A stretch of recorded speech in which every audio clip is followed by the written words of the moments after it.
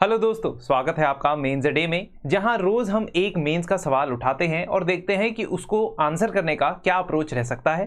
साथ ही साथ हम ये भी डिस्कस करते हैं कि क्या ऑल्टरनेट अप्रोचेस किसी क्वेश्चन के हो सकते हैं, because in mains there is never a one correct way to rightly answer a question. अलग अलग तरीके भी हो सकते हैं, बट क्वेश्चन की डिमांड मीट करना बहुत ज्यादा जरूरी है। क्वेश्चन देखते हैं, सवाल देखते हैं। सवाल कहता है, the vernacular literature represents one of the most important sources of our knowledge of early Indian history, discuss. अब हम जब हिस्ट्री पढ़ते हैं तो हमारे पास बहुत सारे सोर्सेज रहते हैं।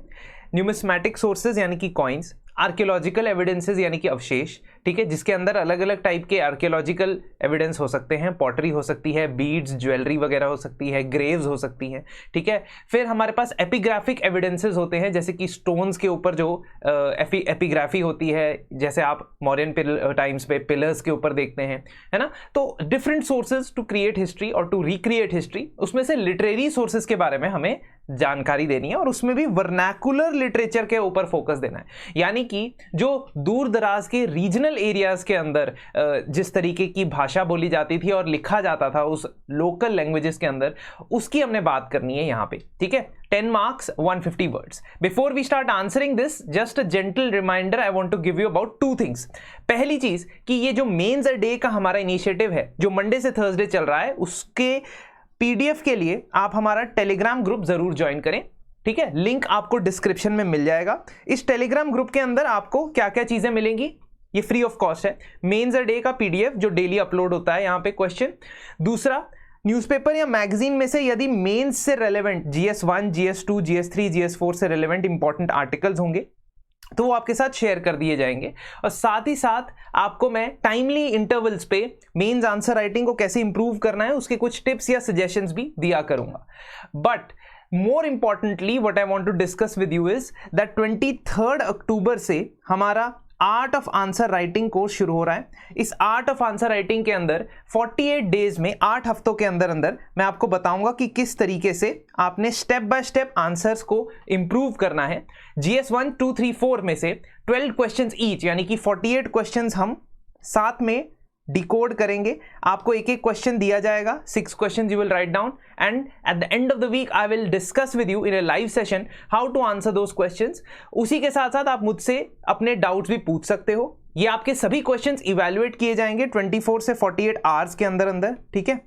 With in 24 to 48 hours each question will be evaluated, जिसमें आपको प्रॉपर इवैल्यूएशन भी मिलेगा। साथ ही में मेरे से भी डिस्कशन आपका रहेगा हर हफ्ते।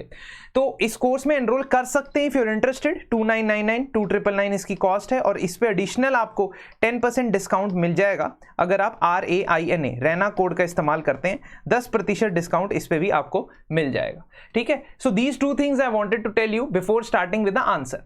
तो क्वेश्चन कहता है कि वर्नाकुलर लिटरेचर का सबसे इंपॉर्टेंट या किस तरीके से वो इंपॉर्टेंट सोर्स है हमारी हिस्ट्री के बारे में।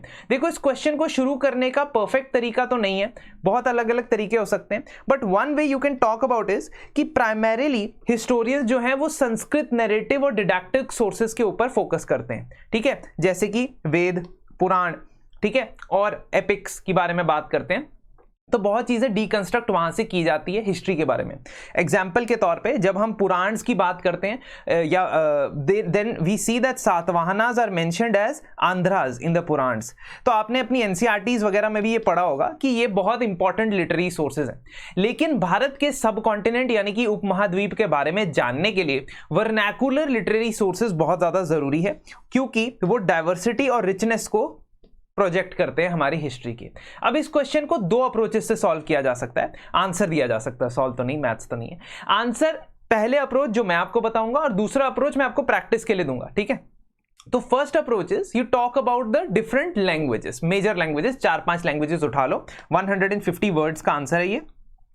उससे भी पहले मैं चाहूंगा कि आप मैप में बताएं, ठीक है। So what ever literature you have read about, जो भी लिटरेचर आपने पढ़ी होगी कि ये रीजनल लिटरेचर है, बहुत ज़्यादा ज़रूरी पोर्शन बन जाता है, ठीक है। तो ये रीजनल लिटरेचर है, ये आपने पढ़ी होगी, तो आप मैप में ज़रूर शोकेस करें कि ये जो ये मगध वाला एरिया है, यहाँ पे पाली प्राकृत जो है वो लिटरेचर प्रेवलेंट थी। इस एरिया में अपभ्रंशा, ठीक है, और बाद में मराठी गुजराती प्रेवलेंट थी। इस एरिया में आप बता सकते हो तमिल, तेलुगु, ठीक है, मलयालम लिटरेचर, इस एरिया में कन्नड़ा। तो please I would like you to just, है ना, शोकेस। यहाँ पे गुरमुखी स्क्रिप्ट आ गई मिडिवल टाइम्स में, ठीक है, सिखिज्म के बाद से।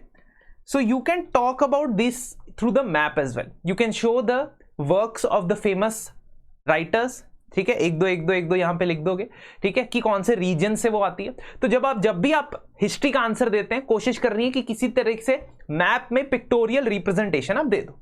Now once you do that, introduction के बाद ऐसा मैप बना दिया, उसके बाद आप बताओगे कि भाई पाली प्राकृत लिटरेचर जो है वो बुद्धिस्ट जैन लिटरेचर को बहुत ज़्यादा प्रमोट करती है, यानी कि उसमें, उस भाषा में ये सारे स्क्रिप्चर्स लिखे गए थे।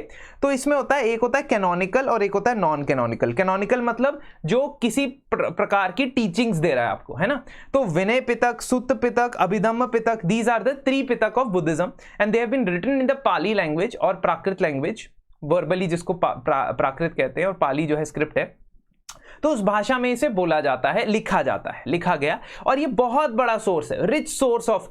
तो हमारा मौर्यस के टाइम का जो है बुद्धिस्ट लिटरेचर बहुत बड़ा सोर्स है, दीपवंसा, महावंसा, ये त्रिपिटक, ठीक है। So they are a important source. अगर हम बात करते हैं जातक स्टोरीज की, तो वो हमें रिलीजियस यानी कि मॉरल साइंस के बारे में, मॉरल टीचिंग्स देता है ना, about the topic of Bodhisattva, ये भी आपने पढ़ा होता है। प्राकृत पोएट्री होती है कई जगह पे, खास तौर पे ये आपके सातवाहना समय में पढ़ी होती है। तो अर्ली सातवाहनास के टाइम पे एक किताब लिखी गई थी, Gatha Saptasati, which is a kind of a romantic novel, ठीक है, रोमांटिक नॉवल की तरह से लिखा गया था बाय हला। तो आप ये देखिए कि डाइवर्सिटी ऑफ सोर्सेज कितनी है। कैनोनिकल सोर्सेज हैं रिलीजियस, फिर आपके मॉरल साइंस वाले सोर्सेज हैं, मॉरलिटी वाले सोर्सेज हैं, फिर आपके रोमांटिक सोर्सेज हैं, नॉवेल्स वगैरह भी। ये सभी टाइप की लिटरेचर में आपको मिल सकते हैं। फॉर एग्जाम्पल, सेकेंड हमको एग्जाम्पल देंगे तमिल लिटरेचर का, जहां पे संगम लिटरेचर में 2 तरीके की लिटरेचर हुआ करती थी, एक थी अहम, दूसरी थी पुरम। अहम मीन्स इंटरनली, ठीक है, व्यक्ति के पर्सनालिटी, उसके इंडिविजुअल कैरेक्टरिस्टिक्स, उसके इंटरनल स्ट्रगल्स, ठीक है, रोमांस, इसके बारे में होती थी। और पुरम जो थी वो ह्यूमन एक्सपीरियंसेस के ऊपर थी, जैसे वॉर के ऊपर, है ना, वॉर के ऊपर आपने बहुत सारे एपिक्स देखे हैं कि तमिल लिटरेचर में, संगम लिटरेचर में होते थे। तो this covered anthologies and stories of Wars and also the battle between the 3 kingdoms of the Sangam era, Cholas, Cheras and Pandyas. इसके अलावा पॉलिटी, गवर्नेंस, इकोनॉमी से रिलेटेड टेक्स्ट भी लिखे जाते थे, जैसा कि आप तिरुकुरल बाय तिरुवल्लुवर का एग्जांपल दे सकते हो। This is that same text which has been cited by the finance minister also in her budget speech earlier in 2019-20 and in the economic survey of 2019-20 also। Thiruvalluvar की जो टीचिंग्स है या उनके जो कोट्स है ना, वो आपको इकोनॉमिक सर्वे में भी मिल जाएंगे। तो इसका मतलब अगेन डाइवर्सिटी है।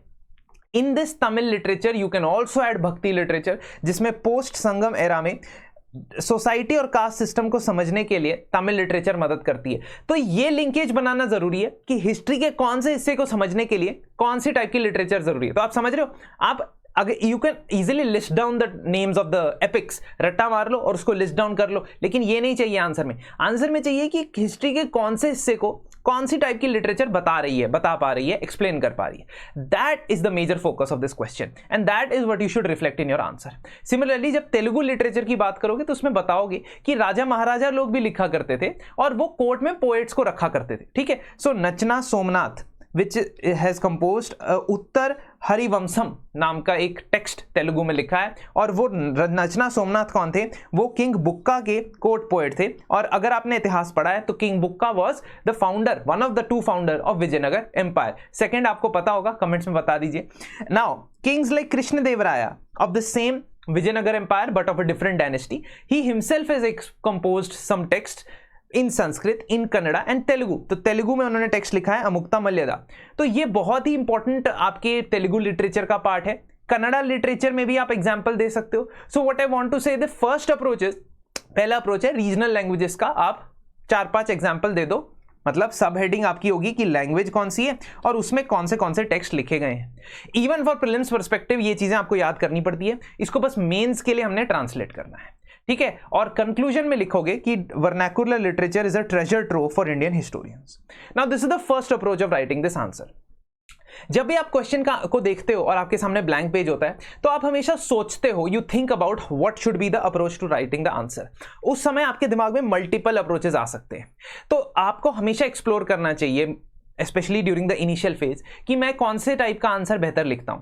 तो अगर इस तरीके से आप आंसर को जस्टिफाई कर पाते हो, well and good, but there is another way और अनदर अप्रोच इज, जो सब हेडिंग होगी क्वेश्चन की, सॉरी आंसर की जो सब हेडिंग्स होंगी, they will not be on the basis of language, they will be on the basis of कि क्या क्या चीजें हमें पता चलती हैं, what are the things that are covered by different vernacular literature.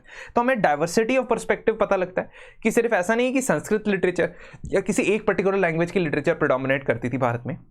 दूसरा, हमें रिलीजियस और फिलोसॉफिकल टेक्स्ट बहुत सारे हैं, तो हर एक भाषा का एक एक फिलोसॉफिकल और रिलीजियस टेक्स्ट का एग्जांपल आप इसमें दे सकते हो, जैसे तमिल वेद का एग्जांपल आप दे सकते हो, ठीक है, या जैन लिटरेचर का, आगमास का आप एग्जांपल दे सकते हो। फिर हिस्टोरिकल रिकंस्ट्रक्शन या क्रोनोलॉजी में मदद करता है, ठीक है, जिस समय पे पुराण लिखे गए थे उस समय में मेंशन होता है आंध्रास का, तो सातवानास के बारे में हमें पता चलता है। जिस समय पे दीपवंसा महावंसा लिखे गए थे उस समय में हमें मौर्यस या अशोका के बारे में पता चलता है। तो हिस्टोरिकल रिकंस्ट्रक्शन या क्रोनोलॉजी में भी वर्नाकुलर लिटरेचर बहुत मदद करता है। याद रखना, इसमें वर्नाकुलर एग्जाम्पल देना आवश्यक है, जरूरी है। Fourth is socio cultural changes क्या होते हैं, इसका हमें भक्ति सूफी लिटरेचर से पता लगता है। And fifth is folk traditions या नॉन एलिटिस्ट पर्सपेक्टिव का हमें पता चलता है।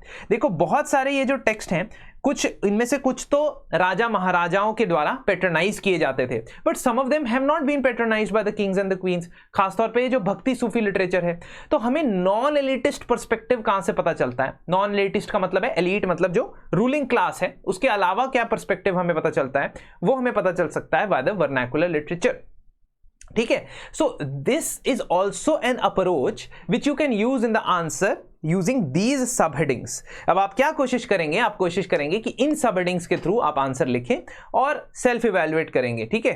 तो ये देखेंगे कि कौन से में आपका आंसर बेहतर बन रहा है। I would suggest any of the two, दोनों तरीके सही हैं अगर आप क्वेश्चन की डिमांड को जस्टिफाई कर पाते हो, जो ये कहता है कि मोस्ट इंपॉर्टेंट सोर्सेज में से हमारे वर्नाकुलर लिटरेचर है। तो दोस्तों, इसी के साथ आज की क्लास समाप्त करते हैं। टेलीग्राम ग्रुप का, निश्चय टेलीग्राम ग्रुप का मैंने आपको लिंक डिस्क्रिप्शन में दे दिया, उसे ज्वाइन कर लीजिए पीडीएफ के लिए। साथ ही साथ art of answer writing course के लिए भी जो है समय बहुत कम बच गया है, तो जल्द से जल्द इसमें एनरोल करवाइए और डिटेल्स के लिए हमें कॉन्टैक्ट कर सकते हैं। Thank you and have a very nice day.